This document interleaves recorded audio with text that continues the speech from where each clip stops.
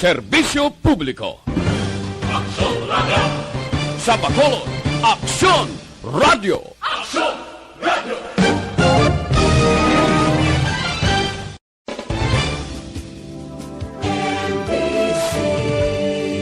Manila Broadcasting Company.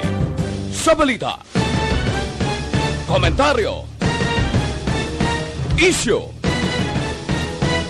serbisyo publiko. Aksyon Radio! Sa Bacolod, Aksyon Radio! Aksyon Radio!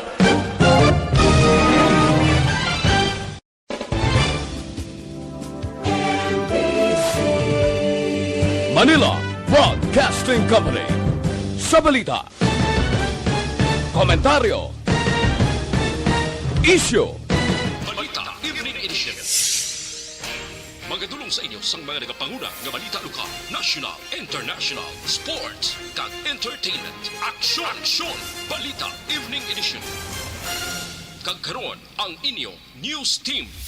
Una sa balita, una sa aksyon. Mayong gabi syudad sa Bacolod, Western Visayas, kag bugos nga Pilipinas. Welcome na sa pagpangalagad sang Aksyon Balita Evening Edition. Karon nga daw Lunes, Enero 3, tuig 2022. Makita kita live sa mga official Facebook page kag sa YouTube channel ang Aksyon Radyo Bacolod. Kag mabatian pa sa www.actionradyobacolod.com.ph. Kaming inyong mga tagbalita. Aksyon and Defensor. Kag Aksyon Dale Salazar para sa mga headlines. Una kita sa mga balita lokal. Unang Omicron case sa Bacolod City, fully recovered na suno sa EOC. Kahalitan, tugas ang sunog sa mga lugar sa Negros Occidental, nagsaka. Sa balita National Pilipinas, wala kakulangan sang bulong sa piyak sa pagsaka sang COVID-19 cases. Healthcare utilization rate sa Pilipinas, nagapabilin nga manubo. Detalye sang mga balita lokal pagkatapos gid lamang sini. Natukiban nga ang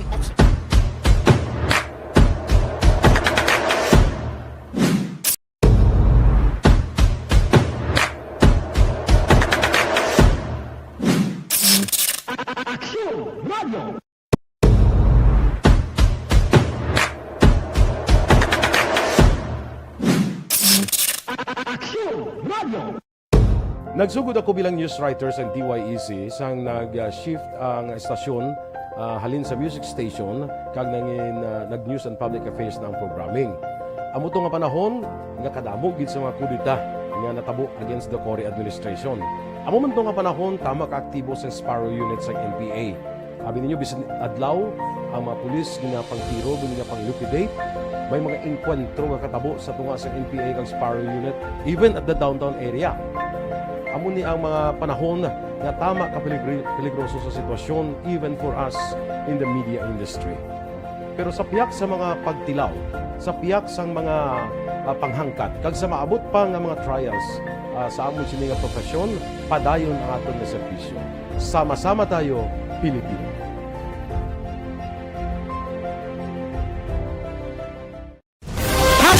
Account ko ni ang imo account, imo responsibilidad. Account ko ni bangod sang pagsanyog sang teknolohiya, madamo ang natagan sang kaygayunan nga makabuylog sa mga aktibidad sa digital world. Account ko ni bangod man sini mas nabutang sa risgo ang integridad kag kredibilidad sa nagapanag-iya sang account. Account ko ni kung maisog ka nga netizen, magpakita ka. Account ko ni kung responsable ka nga Pinoy, magpakilala ka. Account ko ni batuan ang paglaptas ng sala nga balita kag impormasyon, maging modelo sa matuod nga serbisyo publiko online. Account ko ni isa ka online campaign sang Aksyon Radyo Bacolod. Account ko ni Happy New Year! Sama-sama tayo ngayong bagong taon. Sama-sama tayong may chance maging milyonaryo. Nagbabalik ang Bagong Taon, Bagong Milyon 2022. Sumali sa Bagong Taon, Bagong Milyon 2022. Ilagay sa isang malinis na papel ang inyong complete name, age, address, contact number at pirmahan. Ilagay sa white legal-sized envelope, kalakip ang alinman sa mga proof of purchase. At sa labas ng envelope, isulat ang promo title. piso. Produktong ginamit at ang MBC station. Ipadala o ihulog sa drop boxes sa MBC stations nationwide. DZRH Love Radio. Yes, the best. Easy Rock. And Aksyon Radio. May weekly draw na. May grand draw pa. Sama-sama tayo sa Bagong Taon, Bagong Milyon 2022. Hatid sa inyo ng Pride Detergent, Star Wax Floor Wax, White Rose Kojic, Shield Bath Soap, Charm Fabgo, Smart Dishwashing, Unique Toothpaste, Ginebra San Miguel, Bear Brand Fortified Powdered Milk Drink.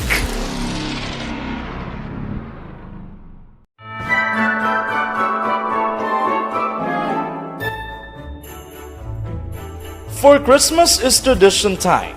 Traditions that call the precious memories down the years.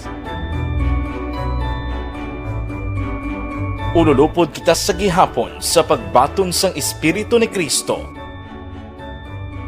Kag wala naton ginakalipatan ang matuod nga simbolo sang Paskwa, ang pagpalanggaanay. Halin sa Aksyon Radyo Bacolod, malipayon nga Paskwa sa inyo tanan mga kaaksyon. Sa diin ka man sa Pinas, laboton ka sang amon balita kag serbisyo. Sama-sama tayo, Pilipino!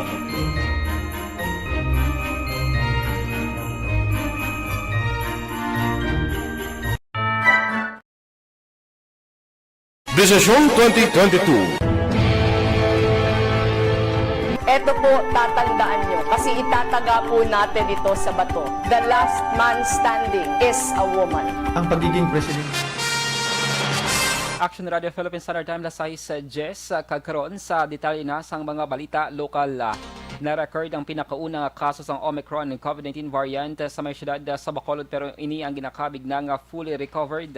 Sulo kay Dr. Chris Sorongon ng Deputy for Medical sa Bacolod EOC, ang pasyenteng sa 38 anyos ng lalaki nga taga Pampanga, iya asawa nagatrabaho sa Bacolod, fully vaccinated kay nakabato naman sang booster shot. Sulo kay Sorongon, gikan sa Miami, Florida, USA ang pasyente kay nagabot sa Manila sang Disyembre 15.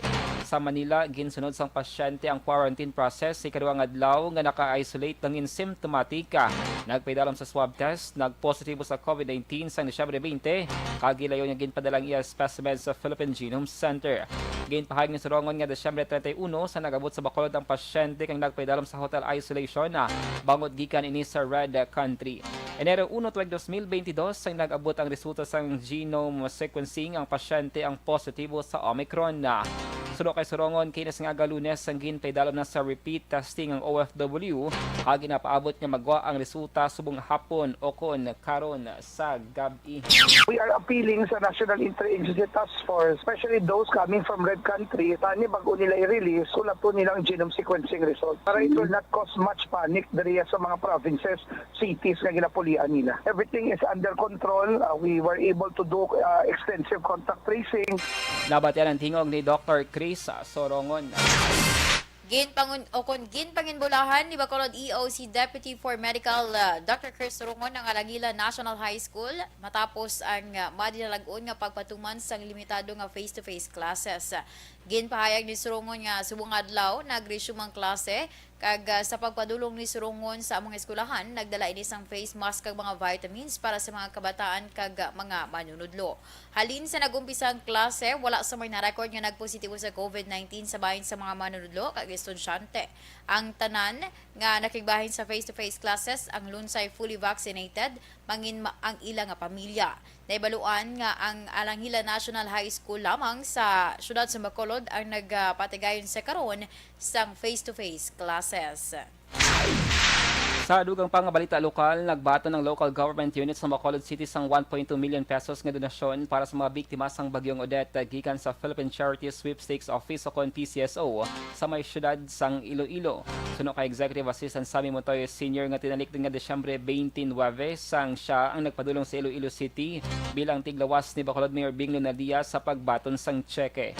Ginpathag ni Montoyo nga base sa ginkasugtan pwede ihatag ang pondo bilang cash aid, food packs o kon material sang balay kag dapat ma-liquidate ang pondo sa sulod sang 60 kadlaw sang mahatag ang ining ayuda. Sulo kay Montoyo ang pondo ang depende na sa desisyon sa Department of Social Services and Development akong DSSD kag City Mayor sa Office.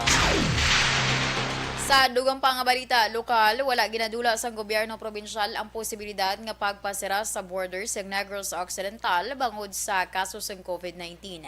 Ini ang ginpahayag ni Governor Bong Lacson matapos ma-detect ang dugang nga kaso sa Omicron variant kag liwat nga pagsaka sa kaso sa COVID-19 sa National Capital Region.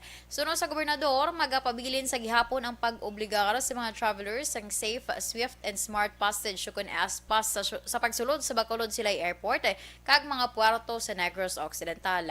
Nabalaka ang gobernador sa mga inepekto sa liwat nga pagpaidalom sa NCR sa Alert Level 3 bangod sa hinali nga pagsaka sa average daily cases matapos ang holiday break.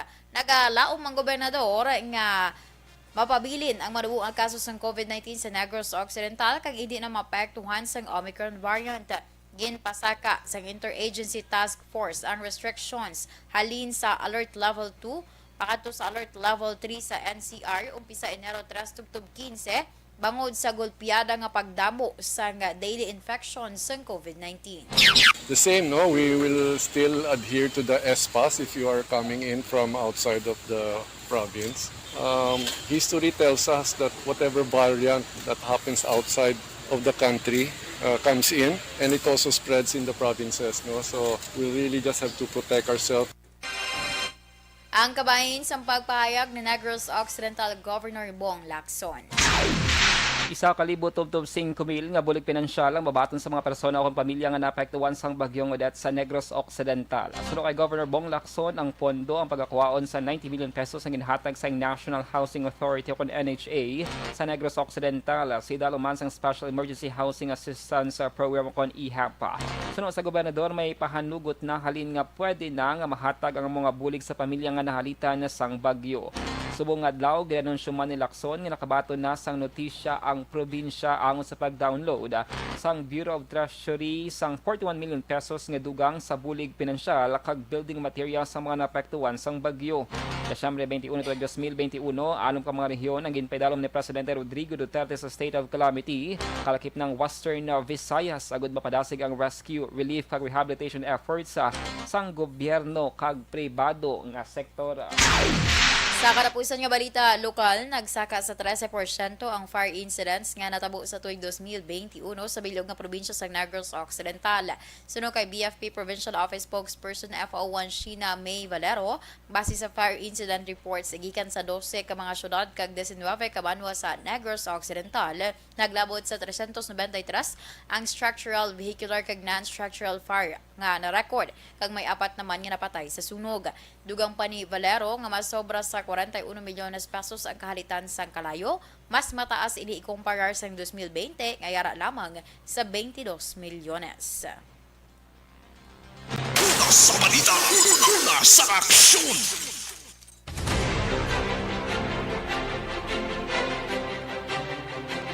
Lasay sa 16 Aksyon Radio Philippine Standard Time TT.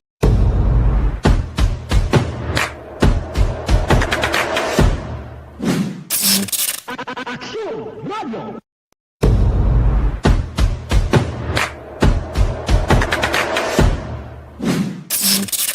Aksyon Radio! Nagsugod ako bilang news writer sa DYEC sang nag-shift ang estasyon halin sa music station kag nag-news and public affairs na ang programming. Amo to nga panahon nga kadamo gid sa mga kudita nga natabo against the Cory administration. Amo man to nga panahon tama ka aktibo sa Sparrow unit sa NPA. Abi ninyo bisan adlaw ang mga pulis nga pangtiro nga pang-liquidate, may mga enkwentro nga katabo sa tunga sa NPA kag Sparrow unit even at the downtown area. Amo ni ang mga panahon nga tama ka peligroso sa sitwasyon even for us in the media industry. Pero sa piyak sa mga pagtilaw, sa piyak sa mga panghangkat, kag sa maabot pa nga mga trials sa amon sini nga profesyon, padayon ang aton nga serbisyo. Sama-sama tayo, Pilipino.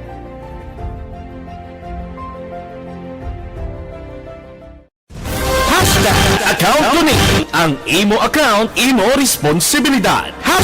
Account Kuning. Bangod sang pagsanyog sang teknolohiya, madamo ang natagan sang kaygayunan nga makabuylog sa mga aktibidad sa digital world. Account Kuning. Bangod man sini, mas nabutang sa risgo ang integridad kag kredibilidad sa nagapanag-iya sang account. Account Kuning. Kung maisog ka nga netizen, magpakita ka. Account Kuning. Kung responsable ka nga Pinoy, magpakilala ka. Account Kuning. Batuan ang paglaptas ng sala nga balita kag impormasyon. Manging modelo sa matuod nga serbisyo publiko online. Account Kuning. Isa ka online campaign sang Aksyon Radyo Bacolod. Account Kuning. Happy New Year! Sama-sama tayo ngayong bagong taon. Sama-sama tayong may chance maging milyonaryo. Nagbabalik ang Bagong Taon, Bagong Milyon 2022. Sumali sa Bagong Taon, Bagong Milyon 2022. Ilagay sa isang malinis na papel ang inyong complete name, age, address, contact number at pirmahan. Ilagay sa white legal-sized envelope, kalakip ang alinman sa mga proof of purchase. At sa labas ng envelope, isulat ang promo title, produktong ginamit at ang MBC station. Ipadala o ihulog sa drop boxes sa MBC stations nationwide. DZRH, Love Radio, Yes the Best, Easy Rock, and Aksyon Radyo. May weekly draw na. May grand draw pa. Sama-sama tayo sa Bagong Taon, Bagong Milyon 2022. Hatid sa inyo ng Pride Detergent, Star Wax Floor Wax, White Rose Kojic, Shield Bath Soap, Charm Fabgo, Smart Dishwashing, Unique Toothpaste, Ginebra San Miguel, Bear Brand Fortified Powdered Milk Drink.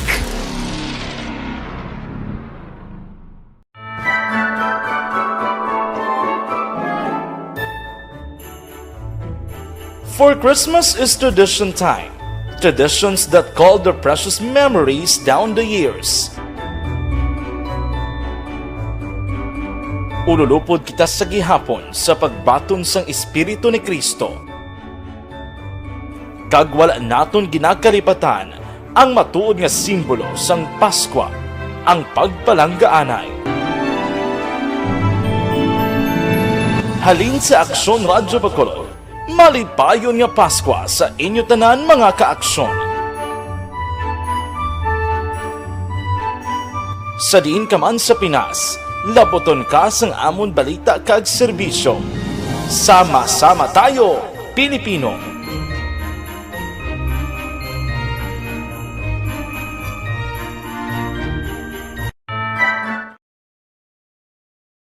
Desisyon 2022.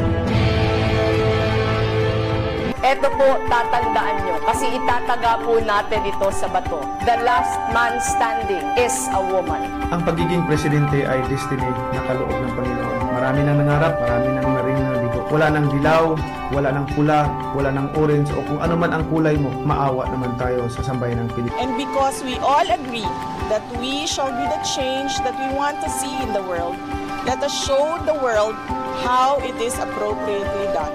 Desisyon 2022. Definitely, you know what they say, Battle Royale. Definite super Battle Royale. Palayo mo ba ito? Yes. Sa pakatuig.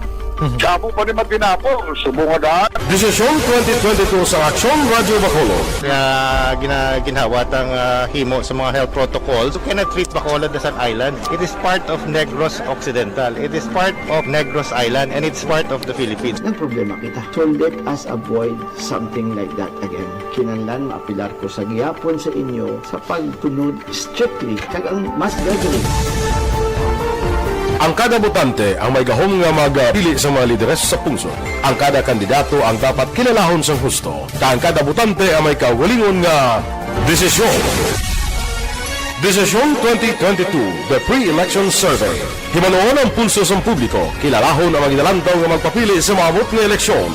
Desisyon 2022 sa Aksyon Radyo Bacolod, ang pinakauna nga pre-election survey sa siyudad sa Bacolod kag probinsya sa Negros Occidental.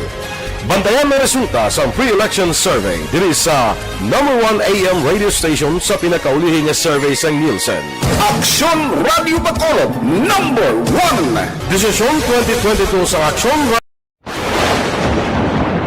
ang elementary nga evacuation center na concerned din baha man. Uy, wala kayo tinagapan-apat kumansaka ang tubig. Actually, ikaw po Medyo mataas na ang tubig. So, ulat nato nga traffic para ng traffic to or ng traffic dito sa sulod. Ang mga continuous rain ang isang good sa factor sa pagsaka sa sining tubig sa subong.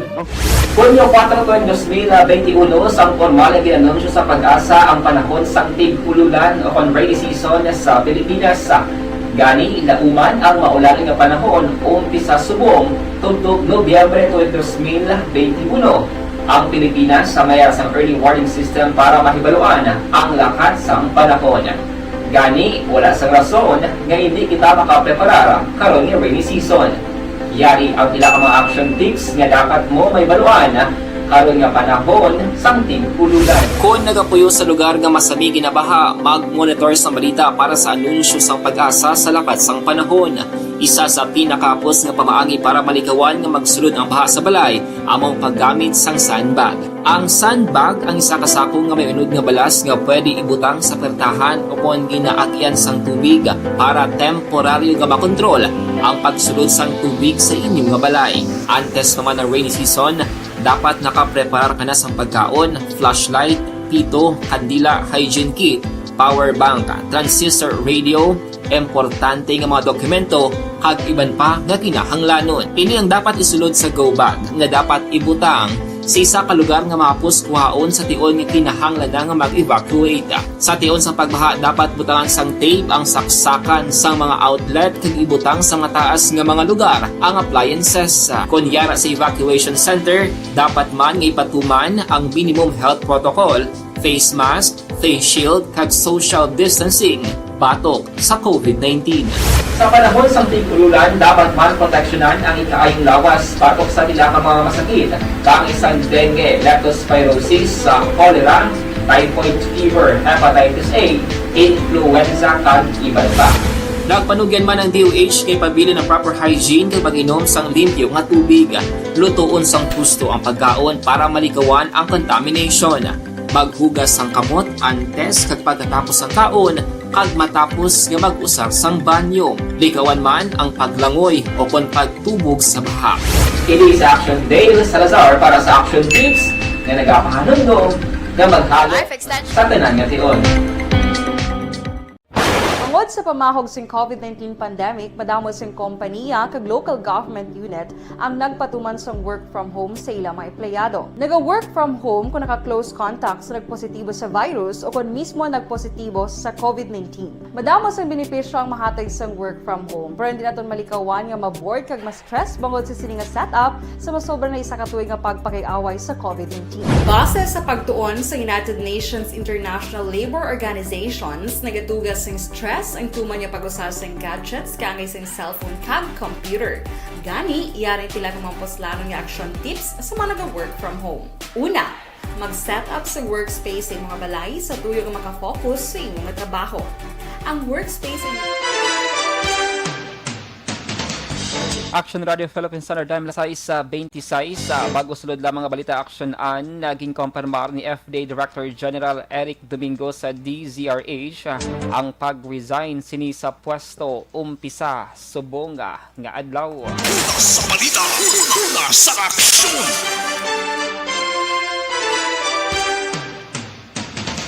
Sa iban nga balita national, ging klaro ni Trade Secretary Ramon Lopez nga wala sang may na-report nga shortage sang bulong sa Pilipinas sa tunga sang pagsaka sang COVID-19 cases. Edi magkatuway sa nagalapta nga post online nga may jutay nga supply sang bulong sa mga drugstore. Suno kay Lopez, wala pa sang may nabatang nga report ang DTI angos sa kakulang sang bulong, partikular na ang paracetamol. Gin pahayag sa opisyal nga madamo pa sang generic brand sang paracetamol kag hindi ini palaligban sang ahensya. Samtang nagpasiguro naman si Lopez nga may nagakaigo nga supply sang oxygen tanks kasunod sang pagbalik sa alert level 3 sang Metro Manila matapos nga liwat nga nagsaka ang COVID-19 cases. Kahapon nga adlaw Domingo, 4,600 ka new COVID-19 na infections ang na-record sa Pilipinas. Inanunsyo ni Health Undersecretary Leopoldo Vega nga nagapabilin nga manubo ang healthcare utilization rate sa Pilipinas sa pihaka sang nagasaka nga kaso sa COVID-19. Suno kay Vega, sarang pa maka-akomodar para sa mild kag moderate sa COVID-19. Dugang pa ni Vega sa piya kag report nga mas makalalato ng Omicron variant apang nakatuga lamang ini sa mild cases. Gin pa siguro ni Vega nga nagapabilin ang pagpanghanda sa gobyerno sa healthcare system, ilabi pa nga dako ang tsansa nga makapa-overwhelm sa mga hospital kag iban pa nga mga medical facilities ang nasambit nga variant. Ginpahayag sang DILG nga ang Philippine National Police ang magapatigayon sang random nga inspection sa mga hotel nga nagaserbe nga quarantine facilities para malikawan ang insidente nga absentee quarantine modus. Sa laging handa briefing subong adlaw ginpahayag ni DILG Undersecretary Jonathan Malaya, nagmando na si Interior Secretary Eduardo An sa PNP nga i-check ang mga quarantine hotels. Suno kay Malaya i-monitor sang PNP kung ang tawo sa listahan nga naga-quarantine ang nagatiner sa hotel.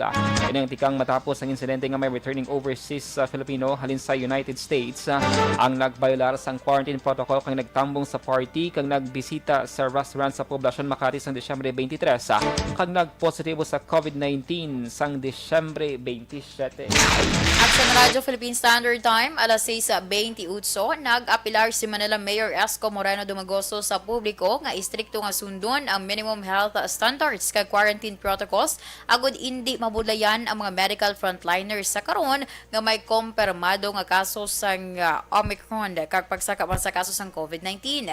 Ang apilasyon ni Dumagoso ang ginakonsiderar sini nga kontribusyon sa publiko agud mapunggan ang pagdamo sang kaso kag mapabilin nga manageable ang kaso sang virus sa pihak sang presensya sang mas makalalaton nga variant. Palayag pa ni Dumagoso, 2 ka tuig na ang pandemya gani kinahanglan himuon sa publiko ang nagakadapat agud matap na ini bilang paglantaw man sa utang nga kabalaslan sa mga medical frontliners. Sa balita, una sa aksyon!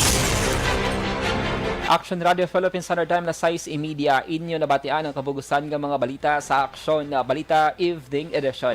Karon nga adlaw Lunes sa Enero 3, tuig 2022. Saluwat kaming inyo mga tagbalita. Aksyon ang Defensor. Tag-Aksyon Dale Salazar, mga ka-aksyon sa din ka man nga bahin sang Pinas, labuton ka sa amon balita kag serbisyo. Sama-sama tayo, Pilipino. Una sa balita, una sa aksyon. Sa Bacolod, Aksyon Radio. Aksyon Radio #1. Aksyon Radio. Aksyon